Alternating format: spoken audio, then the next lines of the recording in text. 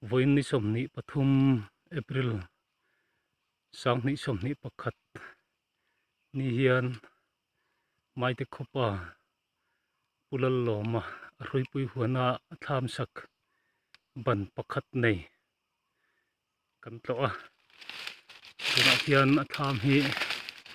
kan bel chiang don ani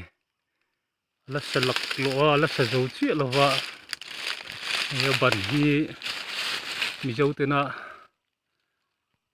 thing je ta na pokan man lar em thing tha bul tuai lampang deu ani a chumi ban ring chuan tuna hian tham same kan he hian noi lam lan dan ani a he ban tuna kan bel chiang je lam hi khoi vel na ni tur om takania he tiana ti ong abang ya chunga khian sil polin chi thap maya be ulup phian maya he he lam hi a kot lampang nia tuna he a chung tur ne chung hi e thingka kum mangang hian na zu a thingka khi chol nan thut nan rem chang do na te ti hian a zu he a chuata po thing phel a pha panamai lo deuh chu ni hian a bang mai lampang hi chura ping lova mizoram a hian tham ban pakhat nei hi awang viu o ma sin male tiang chuan tuna hena rom han vel meka ama soidan chuan paradis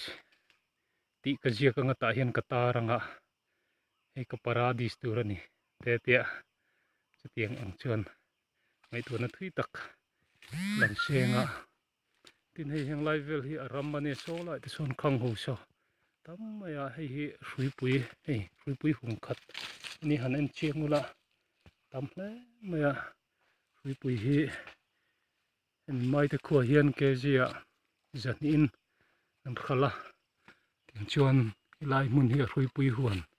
ani khi lai khen lum ler khi ra ngui maya khi lai khi ta lang lo o khi lai o sang khian heng te hi thing thu pui kung ania lai cho a hian ram zau ta khi thing thu pui le rui pui